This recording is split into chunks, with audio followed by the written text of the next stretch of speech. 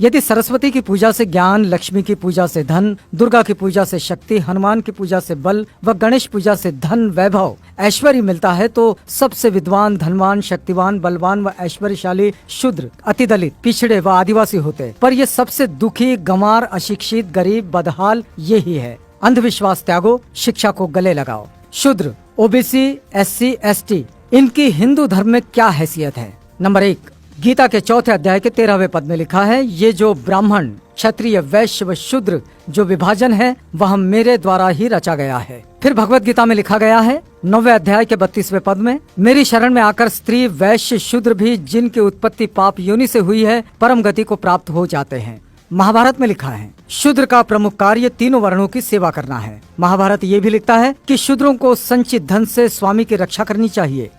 रामायण में लिखा है शूद्र तपस्या करे तो राज्य निर्धनता में डूब जाएगा। रामचरितमानस में ढोल गवार शूद्र पशु नारी सकल ताड़ना के अधिकारी। रामचरितमानस में ही पूजिए विप्र सील गुणहीना शूद्र न गुण गण ज्ञान प्रवीणा। आपस्तम धर्म सूत्र में लिखा है वह शूद्र जो ब्राह्मण के चरणों का धोवन पीता है राजा उससे कर टैक्स ना ले। कथक संहिता में लिखा है कि जिस गाय का दूध अग्निहोत्र के काम आवे शूद्र उसे ना छुएं। इतरे ब्राह्मण सूत्र में लिखा है कि शूद्र केवल दूसरों का सेवक है, इसके अतिरिक्त उसका कोई अधिकार नहीं है। स्कंद पुराण में लिखा गया है कि यदि कोई ब्राह्मण शूद्र को शिक्षा दे तो उस ब्राह्मण को चंडाल की भांति त्याग देना चाहिए। गौतम धर्म सूत्र में लिखा है कि यदि कोई शूद्र वेद सुन ले तो पिघला हुआ शीशा लाख उसके कान में डाल देना चाहिए। यदि वो वेद का उच्चारण करे तो जीभ कटवा देना चाहिए। वेद स्मरण करे तो मरवा देना चाहिए। विष्णु स्मृति में लिखा है कि देव यज्ञ व श्राद्ध में शूद्र को बुलाने का दंड 100 पर्ण।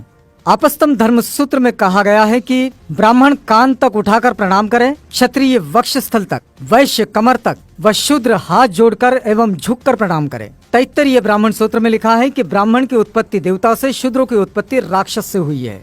गौतम धर्म सूत्र में लिखा है यदि शूद्र जब तप होम करें तो राजा द्वारा दंडनीय है। शतपथ ब्राह्मण सूत्र में लिखा है कि यज्ञ करते समय शूद्र से बात नहीं करनी चाहिए। विष्णु पुराण लिखता है कि जो शूद्र अपने प्राण, धन तथा अपनी स्त्री को ब्राह्मण के लिए अर्पित कर दे उस शूद्र का भोजन ग्राह्य है। महाभारत के अनुसार शूद्र राजा नहीं बन सकता। गीता के अनुसार शूद्र को ब्राह्मण, क्षत्रिय और वैश्यों की गुलामी करनी चाहिए। रामायण के अनुसार शूद्र को ज्ञान प्राप्त करने पर मृत्यु दंड मिलना चाहिए। वेद कहते हैं शूद्र ब्रह्मा के पैरों से पैदा हुआ है इसलिए वो नीच है। मनुस्मृति के अनुसार शूद्र का कमाया धन ब्राह्मण को बलात् छीन लेना चाहिए।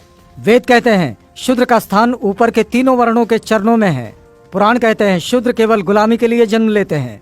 रामचरितमानस के अनुसार शूद्र को पीटना धर्म है। फिर भी एक सहनशील शूद्र अब भी इन हिंसक धर्म ग्रंथों और इन देवी देवताओं को सीने से लगाए फिरता है।